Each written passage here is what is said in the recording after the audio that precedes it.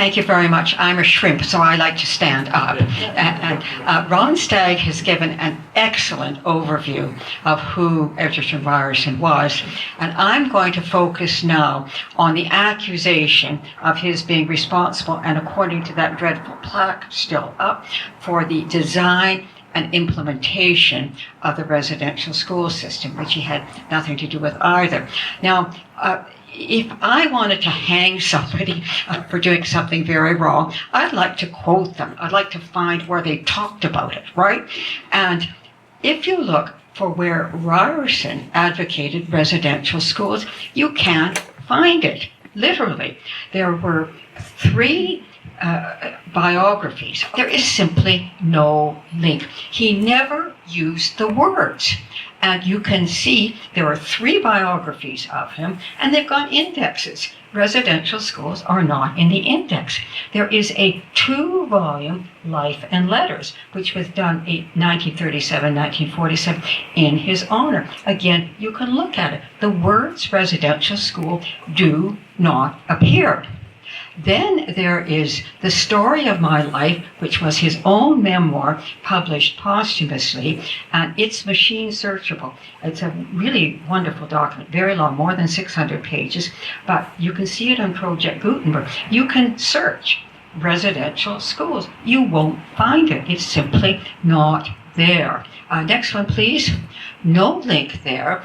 And where residential schools were discussed, there was a big conference in Toronto with people coming up from Yale University, and a book was published from it with a lot of different chapters from the participants. And Ryerson does not get mentioned. Well, why should he be mentioned? He had nothing to do with the residential schools. Next slide. Sorry, 1 sec. The laptop just fell. There you go. Okay, so that's the this one. Now, Sir John A. McDonald spoke in favor of separating Indigenous children from their families for their assimilation. And if you read what he said, it's pretty dreadful. But you have to realize that when he actually had legislation brought in, the legislation said schools. It did not say residential schools. And most of the schools that were built were day schools. And it wasn't until years later that there were many people going to residential schools. McDonald and Ryerson knew each other. Mr. John A. McDonald, as he was until July 1st, 1867, when he became the first Prime Minister, Mr. John A. McDonald won election as an MPP to the provincial house, the provincial parliament. And that's the same year that Ryerson got his appointment. It had different titles, but it became the Chief Superintendent of Education.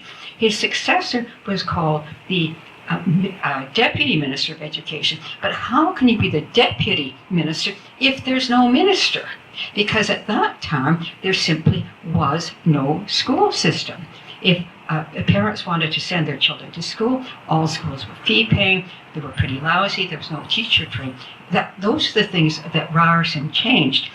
And in the process, John A. McDonald supported him, and there's correspondence between them. And in the correspondence, there is no mention of residential schools. They're talking about other kinds of business, and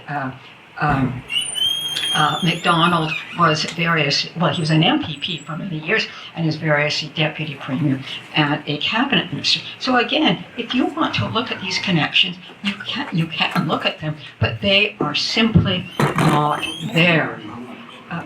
Next slide, please. Hello. Okay. Now here's the colonizer problem. The Standing Strong Task Force of the former Ryerson University denounced Ryerson as a colonizer. And being a colonizer is contrary to our values. Now, how can you be a colonizer if you're born in Ontario? And he didn't come in from somewhere else. The current president of Toronto Metropolitan University, Dr. Lacker, he would be a colonizer. He was a trained engineer who came in from Algeria. He should go back to Algeria as a colonizer. And, we it's just a nutty expression, a colonizer. But also, let me make clear that his ideas were not colonial ideas from the mother country. Of which, of course, many of the things that did come in, people wanted to set up similar institutions to what they had in England. But in Ryerson's mind, the English educational system, if you could call it that, was lousy. He did give credit to the Scots for having better schools, but England was bad. France was bad. Very few children learned to read and write in France. And Ryerson's ideas for his educational system came from his faith. God is the creator of us all equally. There should be no title, rank, or attainment. Okay? So we should all be equal, and all should participate in the running of society. He was looking forward to parliamentary democracy, having elected governments and so on, instead of the family compact on 86, and all of that eventually happened. But that was his idea. To take part, however, you have to be educated. You at least need to know how to read and write. And so he saw that as essential.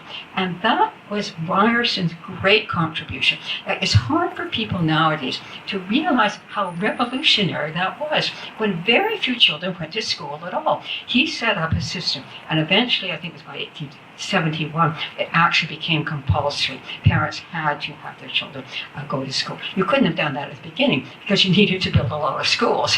And so things were done gradually. But he set up this system. The Common Schools Act for Ontario went through in 1850. And PEI followed in 1852. Sorry, are we moving along here? I guess there's probably another slide. Yeah, the PEI came through after that, and then Nova Scotia and New Brunswick. So here you have Ontario, thanks to Ryerson, doing these revolutionary things in education, which are taken up elsewhere in Canada, and as Ron mentioned, all the way out west. British Columbia got its teachers from the Toronto Normal School, which he set up. So this was just an enormous contribution, and this was ahead of what England did. The Forster's Education Act of 1870, that really brought the UK into having decent schools. That's 1870. Ontario was 1850. And what was wrong there was there were elite schools, Eton and Harrow, and a smaller number for girls like Cheltenham Ladies College and so on. But for the rest of the population of England, there simply were no schools unless a church started them or a group of philanthropic people started them. So here you have Ontario being so far ahead of the UK, and yet Ryerson's denounced as a colonizer. Okay, let's move on. Ryerson's source was his faith, as I've mentioned, and it carried on. Next one, please. Now, if we look at where residential schools really came from, the Davin Report, Nicholas Flood Davin was an editor, a journalist, and Sir John A. McDonald appointed him to look at American residential schools. And he came up with a 16-page report favorable to it, and it was for aggressive assimilation. So that was Davin. May I note that Davin never mentioned Ryerson, and Ryerson never mentioned Davin. But yet that's really, if there is a blueprint for Canada's residential schools, that's where it is. Oh, okay, I have the next one, please.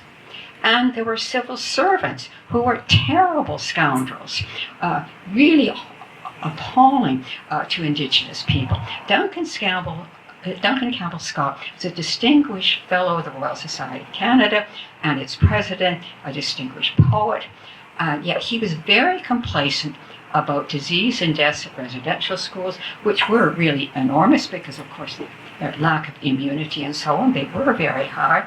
And he prevented the publication of the medical officer's advice on the subject, Dr. Bryce. Dr. Bryce later published it on his own and called it a national crime, the terrible treatment. But that was Duncan Campbell Scott, and later he was buried in Beechwood Cemetery in Ottawa, and later a plaque was put up by his grave denouncing him. Well, truthfully, I think once you get to the cemetery, it should be rest in peace. But that's what happened. And next one, please. And then there's this another very bad civil servant, Van Koopman. Now, there are others of them, but I think these are really the two worst. And he was the first person in Indian Affairs to propose, basically it was a pass system for in the West to keep Indigenous people from going near settlers. They wanted to promote settlers. And he also is known for cutting the rations on reserves. There was a terrible fall in available food from hunting with the disappearance of the buffalo herds. And food was sent. Actually, this is one of the things that Sir John McDonald did. Food was sent, but it's a very sorry story. And these civil servants were very prominent in the bad things that happened. Next one, please. And then later prime ministers, you get Sir John A. is blamed, who really was not responsible for those things. But in 1920, an amendment to the Indian Act made regulation possible to be mandatory, because it wasn't mandatory in the original act. But in fact, it was not brought in. It wasn't made mandatory at that time. Then in 1933, amendment made attendance mandatory. But if the child lived near a day school, the mandatory attendance would be at a day school and would only be if their only school were a residential school that they had to do that. So it's much more limited than what people are told. I mean, you get these absolutely ridiculous statements. One of the communications that went into the Standing Strong Task Force from Ryerson University was from a guy who said, Hitler got his ideas for concentration camps from the Canadian residential school system. I mean, this is just how wildly wrong these statements were. Okay, then we have what went wrong at Ryerson itself. There was no security on the statue. There's no doubt from the president down the major people that wanted to get rid of the name, and they succeeded. Mind you, in the atmosphere of the murder of George Floyd and the finding of the unmarked graves and so on, that really set people off, and people were quite jumpy about it. Children's shoes were put around the statue of Ryerson, and could we move on, please? I think I've got some. This is, could we just go back to, this is the fine statue, as Ron mentioned. It was paid for by public subscription in his honor, a fine statue. Next one, please. And then here it is the graffiti put on. You see the children's shoes. And incidentally, there are some children's shoes behind the Sir John A. McDonald statue at Queen's Park. You know, it's right on College. And if you go right up, you could see it's, it's all wooded in. And if you go right from the statue, you go up to the central steps. But behind the statue, there are children's shoes. Again, as if Sir John A. McDonald killed children. So this is really, go back where you came from. Well, what, go back to Lake Erie, Long Point? I mean, it's just all these misunderstandings come out so very strongly. So next one, please. And here is red on his hands, for blood. I mean, it's just absolutely appalling. As I said, no security, no CCTV, and it's just, how could this be? That it's just so different from who Ryerson really was. Next one, please. And now here's that dreadful plaque. Some of you may have signed petitions that we sent in. We may do another round of them. We haven't had any movement on it. Now, some of us did have a Zoom call with Michael Forbes, who's a vice president at the university, and he knows better. He knows that these are all lies about Ryerson, but nonetheless, he doesn't make the decisions. And he said that the university wants to take it down. We've been waiting. We suggested that we had this conversation in August. We suggested take it down now before the students are all back. Well, we're now into October.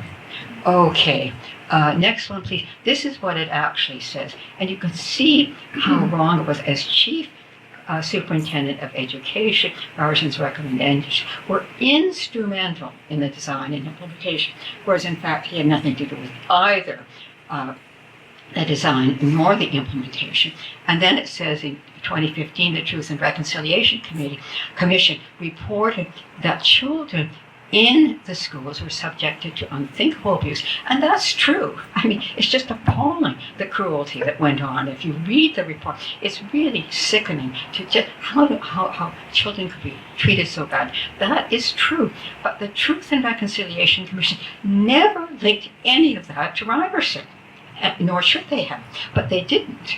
And so unthinkable abuse and neglect and medical experimentation, yes, that's there too, for cultures and so on.